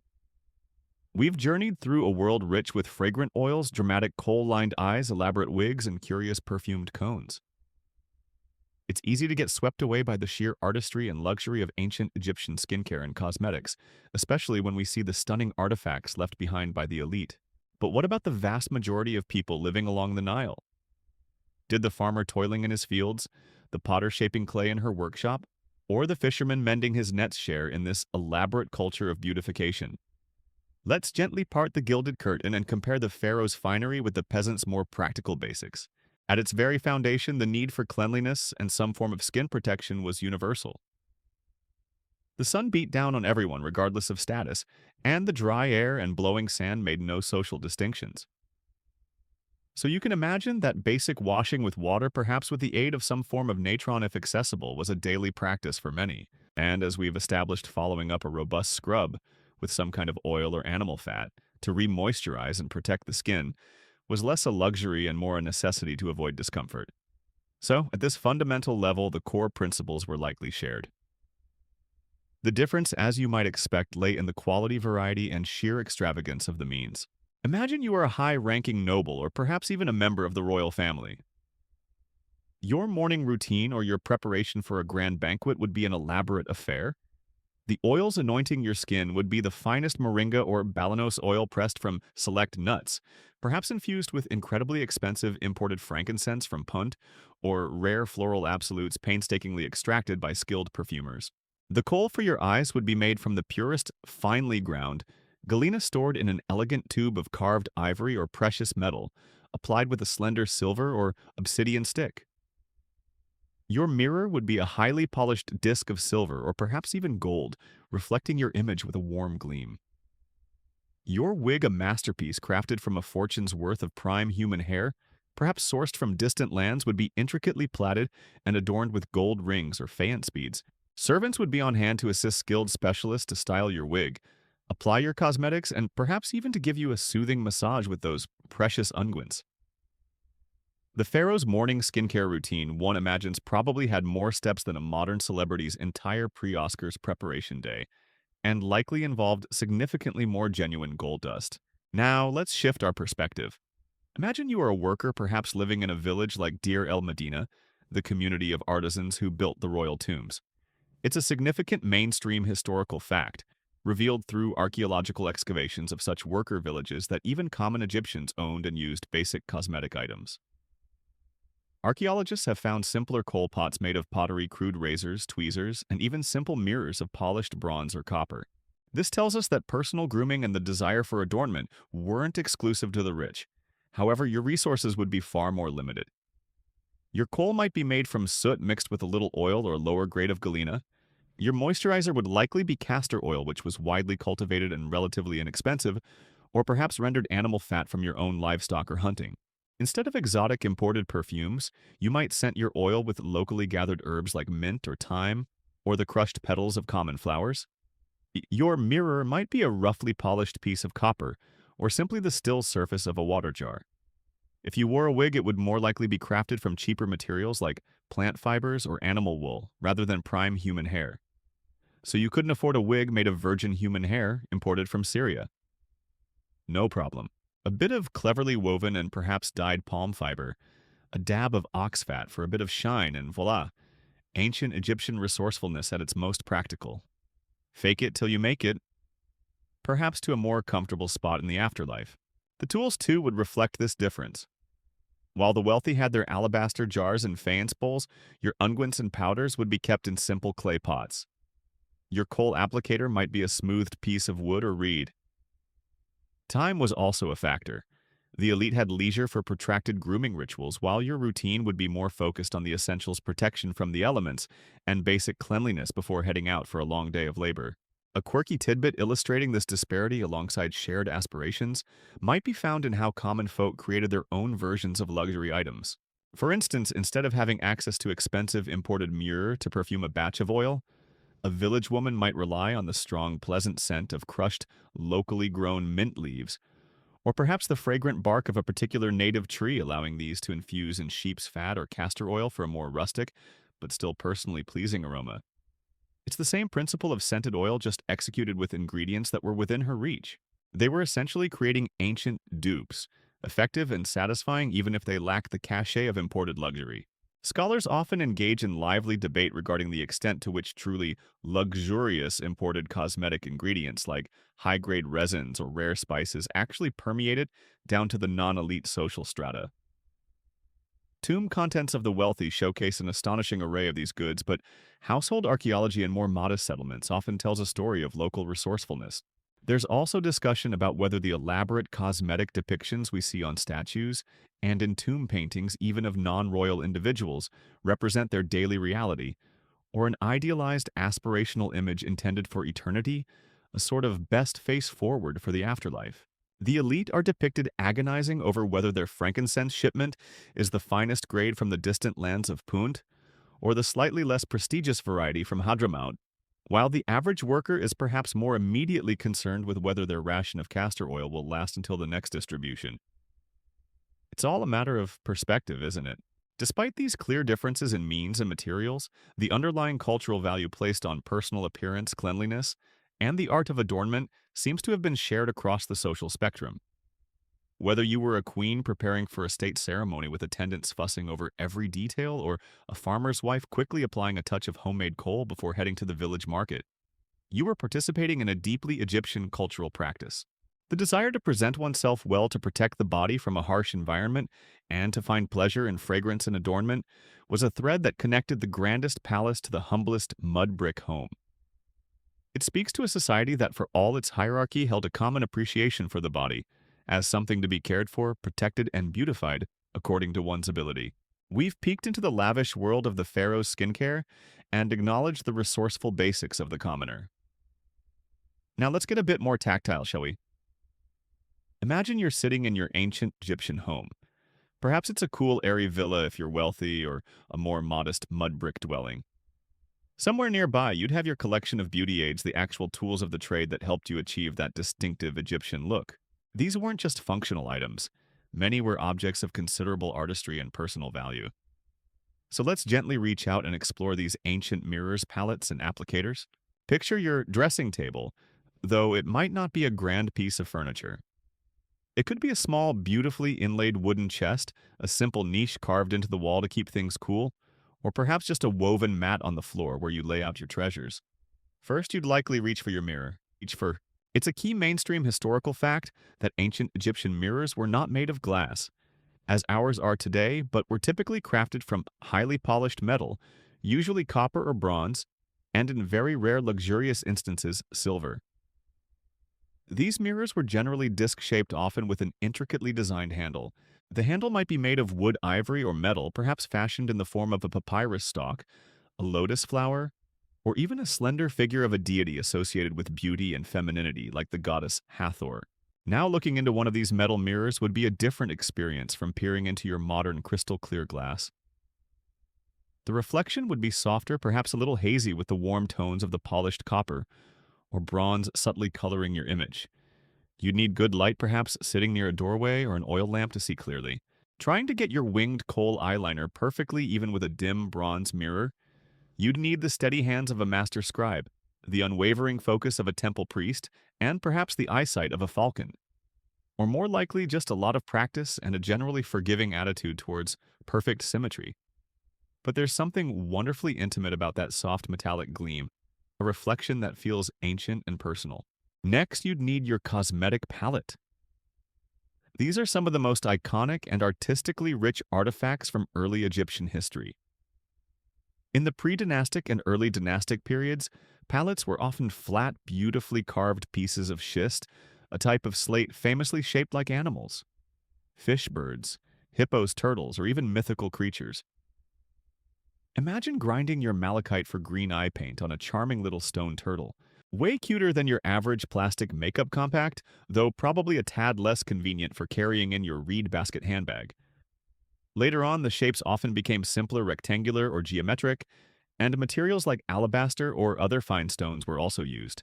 Their primary purpose was to provide a smooth, hard surface for grinding minerals like galena or malachite into a fine powder ready to be mixed with oil or water to create coal or other pigmented cosmetics. The sound of the small stone pestle grinding against the palate, that soft, gritty whisper, would have been a familiar part of the daily grooming ritual. Once your coal was prepared, or if you had a ready-made supply, you'd need a special container for it. Coal pots and tubes came in a delightful variety of materials and designs. You might have a simple pottery vessel, a more elegant one made of faience, that beautiful blue-green glazed ceramic. Or if you were prosperous, a tube carved from alabaster, steatite, ivory, or even wood. Some coal tubes were cleverly designed with double compartments, perhaps one for black coal and one for green, or one for powder, and one for a pre-mixed paste. Often these containers were beautifully decorated, sometimes with tiny carved figures like a little monkey clinging to the side of a coal pot, a touch of whimsy in an everyday object. To apply the coal, you'd use a slender coal stick or applicator. These were typically made of wood, ivory, bone, hematite, or metals like bronze or silver. They were usually thin and tapered to a point, or sometimes slightly flattened, allowing for precise application of that iconic Egyptian eyeline. Some coal sticks had a slightly more bulbous or rounded end. One quirky tidbit is the speculation that this rounded end wasn't just for scooping out a generous amount of coal, but perhaps it was also intended to gently massage the eyelid during application, maybe, to help spread the coal evenly, or even to stimulate circulation around the eye. An ancient precursor to those fancy vibrating eye cream applicators, if you will. And what about those precious oils, fats, and unguents we've talked so much about? They needed their own special storage. Alabaster was a favored material for unguent jars because its fine grain and cool touch were believed to help preserve the contents and prevent them from spoiling too quickly in the warm climate. You'd also find jars made of glazed faience or fine pottery. To scoop out these balms and creams, you might use small, delicate spoons or spatulas, often exquisitely carved from ivory or wood, sometimes with handles shaped like Ankh lotus flowers, or even charming little figures like a swimming girl, her outstretched arms forming the bowl of the spoon. Let's not forget the other essential tools in your ancient beauty kit: razors, perhaps made initially of sharpened flint. In very early times, then later of copper, and eventually bronze for shaving body hair or trimming a beard. Bronze tweezers for plucking stray hairs, pumice stones for smoothing rough skin, or perhaps for some forms of hair removal. And of course, combs usually made of wood or ivory for tending to natural hair or for styling those magnificent wigs. Scholars and craftspeople still marvel at and debate the exact methods used by ancient Egyptian artisans to achieve such a high, lasting polish on their metal mirrors without modern abrasives or machinery. It likely involved countless hours of patient, meticulous buffing with progressively finer grades of sand or other natural abrasives, and perhaps a final polish with a soft piece of leather. Similarly, the purpose of those highly decorative animal-shaped palettes from the earliest periods is a subject of ongoing discussion. Were they purely functional tools for grinding cosmetics, or did their animal forms also hold deeper ritualistic, totemic, or magical significance for their owners? The artisans who crafted these beautiful little pots, these elegant mirror handles, these charmingly shaped coal spoons, were the ancient equivalent of today's high-end luxury packaging designers and master craftspeople. Except their work, made from durable materials like stone, metal, and ivory, had the potential to last not just a season, but for thousands of years, offering us a direct, tangible link to the daily lives and aesthetic sensibilities of people who lived so long ago. As you imagine holding one of these cool stone palettes or a weighty bronze mirror, you can almost feel the presence of the person who used it last, their concerns and their aspirations for beauty, not so very different from our own. You've now had a chance to virtually handle those cool stone palettes, those gleaming bronze mirrors, and those delicate ivory coal sticks. These weren't just tools for fleeting everyday beauty. For the ancient Egyptians, they were also implements that prepared them for an appearance that needed to last an eternity. The meticulous care you took of your skin and appearance in life was in many ways a dress rehearsal for the most important journey of all, the voyage into the afterlife. So let's gently unwrap the reasons why looking your best was absolutely crucial for the journey beyond the sunset.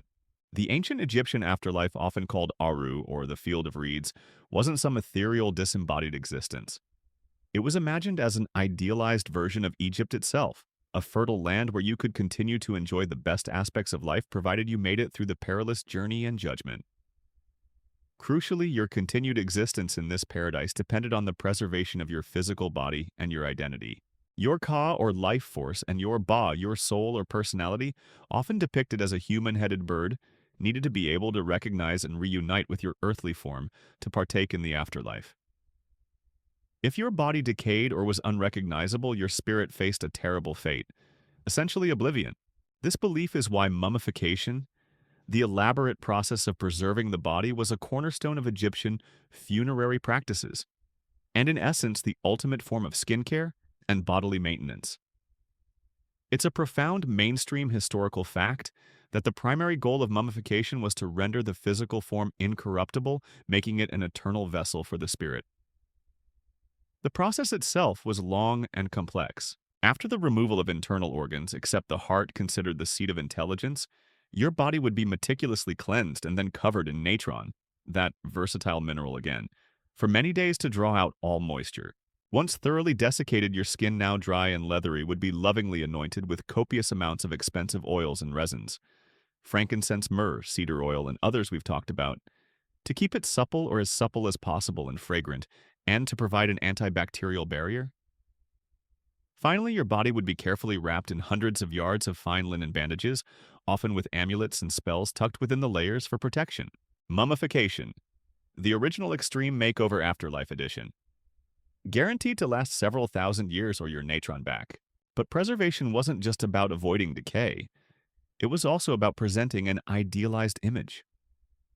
Cosmetics were often applied to the deceased's face or to the beautifully painted mummy mask or cartonnage case that covered their head and shoulders. Kohl would be used to define the eyes, making them appear open and watchful. Red ochre might be used to give a lifelike blush to the cheeks. Wigs, often carefully styled, were placed on the mummy's head or buried nearby. And those very tools we just discussed in the previous section, your favorite mirror, your cosmetic palettes, your Kohl tubes still containing a trace of pigment, your alabaster jars perhaps still holding the desiccated remains of precious unguents. These would all be carefully placed in your tomb. Talk about packing for a long trip. The ancient Egyptians certainly took the concept of being prepared for anything to a cosmic level. Don't forget your spare wig, your 7 sacred oils, and 3 millennia's worth of coal. Dear, look at any Egyptian tomb painting or the decorations on a sarcophagus. The deceased are almost invariably depicted in their prime, youthful, healthy, slender, and impeccably adorned, regardless of their actual age or physical condition at the time of death. This wasn't mere vanity. It was a magical act ensuring that this perfect, idealized self would be the form they inhabited for eternity. You thought choosing an outfit for that important work presentation was stressful? Imagine picking your eternal look, the one you'd be sporting for millions of years in the field of reeds. Does this particular shade of divine ochre make my ka look too sallow for an eternity of bliss? The famous 7 sacred oils, often listed in offering texts and found in special sets in tombs, played a vital role in the opening of the mouth ceremony. This crucial ritual was performed on the mummy or statue of the deceased to magically reanimate their senses: sight, hearing, smell, taste, touch, so they could eat, drink, speak, and fully participate in the afterlife. Each of these oils had a specific name and purpose, often linked to particular deities, and their application was a sacred act of revivification. A quirky tidbit related to eternal appearance is found in specific spells from the Book of the Dead, that collection of incantations designed to guide and protect the deceased on their journey. For example, spell 172, which ensured that the deceased's limbs would be perfectly reassembled and their flesh and bones reconstituted without any blemish or decay, was sometimes ritually accompanied by the careful placement of specific protective amulets on the mummy to magically seal its wholeness and enduring beauty. It was like a divine insurance policy for your eternal appearance. There is ongoing debate among Egyptologists regarding the purpose of certain funerary items related to appearance, such as the incredibly lifelike reserve heads found buried separately in some Old Kingdom tombs. Were these wonderfully sculpted individualized portraits intended as spare containers for the Ka, a kind of backup identity if the actual mummy was unfortunately damaged or destroyed? Or did they serve a different, perhaps more complex, ritual purpose related to the magical preservation of individual identity and form that we don't fully understand yet? The precise symbolic weight of including everyday cosmetic items versus purely ritualistic ones in tombs is also still explored. Was it primarily a practical provision for the deceased's use, or more a symbolic representation of their status and their hope for a beautiful existence in Aru? As you imagine yourself drifting through the cool, silent darkness of a beautifully decorated tomb, the air thick with the faint, lingering scent of ancient resins, sacred oils, and thousands of years of history, you can appreciate the immense effort and belief that went into preparing for this eternal existence. The Egyptian dedication to skincare and appearance wasn't just about looking good for your neighbors or feeling comfortable in a harsh climate. It was a profound spiritual practice, an investment in an eternity where your well-preserved, beautifully adorned self would feast, rejoice, and live forever in a land of perpetual twilight and endless bounty. It gives a whole new meaning to the phrase, dressing for success, and doesn't it? We've seen how deeply personal and spiritually significant skincare and appearance were for the ancient Egyptians, extending even into their preparations for eternity. But the story of their beautification isn't just an internal Nile-centric affair. Egypt, for all its unique and powerful culture, was very much a part of a larger ancient world, a hub connected by dusty caravan trails and adventurous sea lanes. And through these connections flowed not just goods but also ideas and exotic materials that enriched their already sophisticated cosmetic practices. So let's gently broaden our gaze and see how imported beauty and global trade added an extra layer of luxury and variety to the Egyptian vanity chest. Imagine the land of Egypt a fertile ribbon surrounded by vast deserts. While the Nile Valley itself provided an abundance of resources, from the flax for their linen, to the natron for their cleansing rituals, and many of the plants for their oils and local perfumes. Some of the most prized ingredients in their cosmetic and perfumery repertoire came from much further afield. Expeditions were dispatched and merchants braved long, often perilous journeys to bring back the exotic treasures that the elite in particular craved. You think your imported French face cream or that Italian leather handbag has a hefty price tag due to shipping? Imagine the cost and effort involved in transporting a fragile jar of precious resin by donkey caravan across hundreds of miles of scorching desert, or by sailing ship across unpredictable seas. That adds a whole new level of luxury that would make your modern platinum credit card gently weep. One of the most vital trade connections for perfumery was with the legendary land of Punt, believed to be somewhere in the Horn of Africa or the southern Arabian Peninsula. It is a well-documented mainstream historical fact that Egyptian pharaohs, most famously Queen Hatshepsut, dispatched grand expeditions down the Red Sea to Punt to acquire vast quantities of frankincense and myrrh. These aromatic resins were the absolute cornerstones of high-class Egyptian incense and perfumed unguents essential for temple rituals and the personal toiletries of the wealthy. They even brought back live incense trees to try and cultivate them in Egypt. Those expeditions to Punt were like the ancient world's most ambitious and exotic shopping sprees. Pharaoh demands more myrrh and load up on the cinnamon while you're there. Oh, and grab a few live monkeys and some ebony wood if you see any good deals. Spices like cinnamon cassia and perhaps even cardamom, which added such warmth and complexity to their perfumes, and even some medicinal concoctions, also hailed from distant eastern lands. The exact routes these spices traveled to reach Egypt are often a marvel of ancient logistics passing through many hands and across vast territories before finally arriving at the Nile. Minerals for pigments could also be imported or sourced from mines in the eastern desert or Sinai, which, while technically Egyptian-controlled at times, were remote and required significant expeditions. While Egypt had its own sources for galena for coal and malachite-specific varieties or qualities from certain regions might have been particularly prized. Lapis lazuli, that intensely blue stone beloved for jewelry and sometimes powdered for precious pigments, though rarely for everyday makeup due to its cost, was brought all the way from the remote mountains of what is now Afghanistan. From the Mediterranean world, Crete, Cyprus, the Aegean Islands, and the Levant, came goods like olive oil, perhaps in finer qualities or larger quantities than Egypt produced domestically, especially in earlier periods. Certain types of timber like cedar wood from Lebanon, highly prized for its fragrance and durability in coffins, and shipbuilding also arrived via these routes. And what about human hair, for those elaborate wigs we talked about? While much would have been sourced locally, it's plausible that hair with different textures or colors was imported from Nubia to the south, Libya to the west, or the lands of the Levant, offering more variety for the skilled wig makers catering to the elite. Of course, trade is rarely a one-way street. Egypt, with its rich agricultural output and skilled artisans, had plenty to offer in return. Gold from the Nubian mines, it controlled vast quantities of grain. Fine Egyptian linen renowned throughout the ancient world. Papyrus, the ancient world's paper, and beautifully crafted faience ornaments or vessels were among its key exports. It's even possible that some Egyptian-made cosmetics or perfumes with their sophisticated ingredients and established reputation were themselves exported to other lands, influencing beauty standards elsewhere. Egypt was in many ways the ancient world's original beauty influencer. You can almost hear a noblewoman in Byblos saying, "Oh, you're using that particular style of eyeliner now. How terribly chic." But darling, everyone knows true Egyptian moringa oil is still far superior for that youthful glow. The influx of these foreign goods naturally raises the question of cultural exchange. Did these interactions influence Egyptian styles? While Egyptian artistic and cosmetic conventions were remarkably stable and distinct over millennia, subtle influences can sometimes be detected.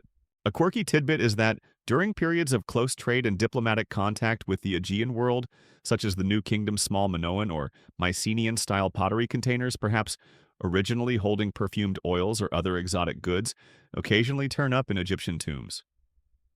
This suggests an appreciation among some Egyptians for the novelty or aesthetic of foreign packaging, or the products they contained, even if the core Egyptian style of adornment remained dominant. Scholars continue to debate the precise routes and the complex network of middlemen involved in the long-distance trade of certain rare items like cinnamon or high-quality lapis lazuli, which originated incredibly far from Egypt's borders. Reconstructing these ancient supply chains is like piecing together a vast, intricate puzzle with many missing pieces. Furthermore, the extent to which foreign cosmetic practices themselves, as opposed to just the raw materials, were adopted or significantly adapted by the Egyptians is another area of ongoing research. Generally, Egyptian cultural identity and personal adornment, such as their iconic kohl application or wig styles, remained remarkably strong and distinctive, even as they incorporated foreign ingredients into their familiar routines.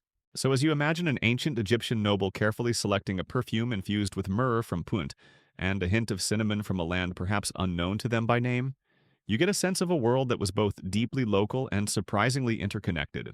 The desire for beauty and the perfect scent could literally move mountains of goods across deserts and seas, all to enhance that very personal yet very public presentation of self that was so important in ancient Egyptian life and their journey into eternity. Our long meandering journey through the surprisingly complex world of ancient Egyptian skincare is now drawing to a gentle close. We've walked the sun-drenched banks of the Nile, peered into the hazy reflections of bronze mirrors, inhaled the exotic scents of myrrh and lotus, and even pondered the meticulous preparations for an eternal existence. From the humble peasant's castor oil to the pharaoh's perfumed cones from the practical necessity of kohl. As a sun shield to its profound magical symbolism, we've uncovered a culture deeply dedicated to the care, adornment, and preservation of the human form. But what became of all this ancient wisdom? Did these elaborate practices simply vanish with the sands of time? Or do echoes of Egyptian beauty still resonate in our world today? Let's softly trace these lasting legacies. The influence of ancient Egypt on subsequent civilizations was immense, and its cosmetic practices were no exception. As Greek travelers and Roman conquerors encountered Egypt, they were often captivated by the sophistication of its personal care rituals. It's a widely acknowledged mainstream historical fact that both Greek and Roman cultures adopted and adapted many Egyptian cosmetic traditions. The Romans in particular became avid users of kohl, though often made with antimony or soot rather than lead-based galena elaborate perfumes, skin-lightening preparations, and indulged in complex bathing routines that echoed Egyptian attention to cleanliness. Cleopatra VII, the last pharaoh with her legendary beauty and political acumen, certainly played a role in popularizing Egyptian aesthetics in Rome, becoming an icon of exotic allure. The tradition of heavily emphasizing the eyes with dark liner so characteristic of Egypt found fertile ground in these classical cultures and continued to evolve. Further east in the Middle East and North Africa, many ancient traditions persisted and blended with new influences. The use of kohl remains a vibrant cultural practice to this day. The art of perfumery, so masterfully developed by the Egyptians with their complex blends of resins and botanicals, laid foundational techniques for the rich perfume traditions of the Arab world. Practices like hammam-style steam baths, emphasizing deep cleansing and exfoliation, share a spiritual ancestry with the Egyptian pursuit of purity. Perhaps the most tangible legacy lies in the ingredients themselves. Many of the natural products pioneered or popularized by the ancient Egyptians continue to be valued in skincare and cosmetics even now, thousands of years later. Think of honey, that golden elixir still lauded in face masks and moisturizers for its hydrating and antibacterial properties. Aloe vera, that desert succulent, remains a go-to for soothing burns and calming irritated skin, just as it likely did for an ancient Egyptian after a little too much sun. Castor oil, sesame oil, and almond oil are all mainstays in modern natural skincare prized for their emollient and nourishing qualities. Frankincense and myrrh, those sacred resins are not only used in incense, but also appear in high-end perfumes and some natural skincare lines for their purported anti-inflammatory or rejuvenating effects. Even humble clays reminiscent of the Nile's fertile silt are a key ingredient in purifying facial masks worldwide. And natron, in its modern forms of soda ash and baking soda, still finds uses in gentle cleaning and exfoliating products. When your fancy organic moisturizer today boasts about ancient botanical extracts or some pharaoh's secret formula, they're often not entirely pulling your leg. They're just acknowledging a lineage that stretches back millennia. They're about 3,000 years late to the original party, but the core wisdom often holds. Beyond specific ingredients, the very concepts underpinning Egyptian skincare have had an enduring impact. The idea of a dedicated daily routine for cleansing, moisturizing, and protecting the skin. The Egyptians were early adopters. The intrinsic link they established between cleanliness, health, and beauty remains a fundamental principle in our modern understanding of well-being. The use of makeup not just for beautification, but to enhance features, express identity, and even convey status or spiritual belief has resonated through countless cultures.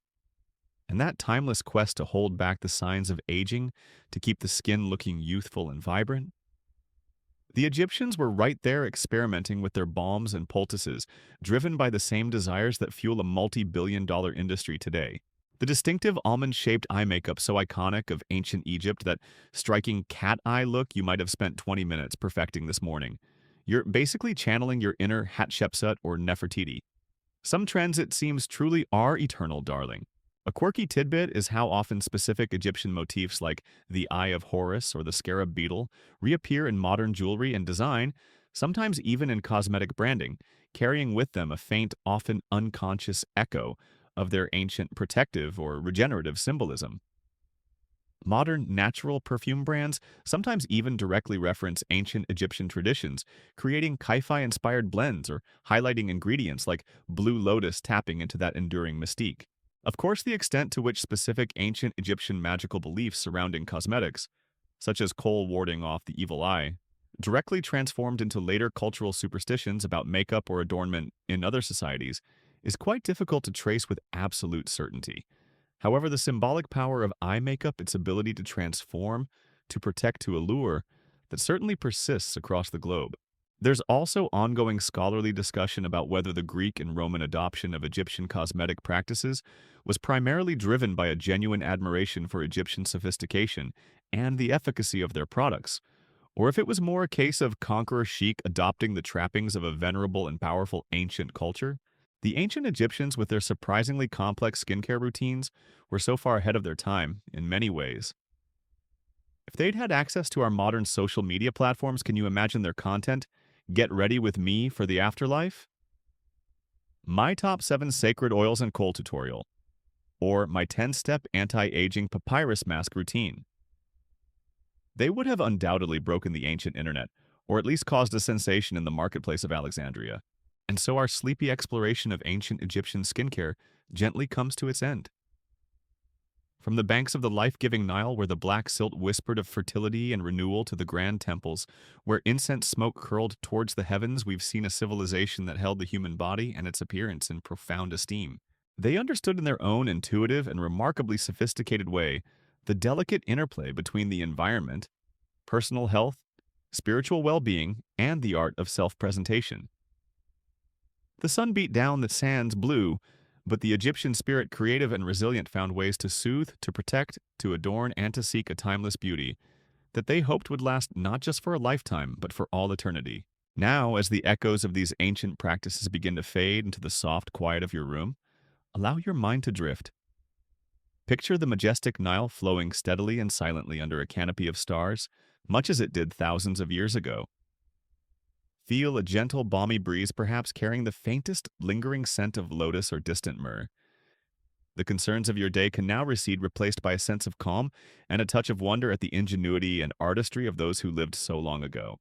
Let the gentle rhythm of your breathing guide you towards a deep and restful sleep, knowing that even across the vast expanse of millennia, some of our simplest human desires, to feel comfortable in our skin, to find beauty in our world, and to seek a measure of peace, remain wonderfully, reassuringly unchanged. Let the quiet of the ages envelop you now as you drift peacefully, serenely into your dreams.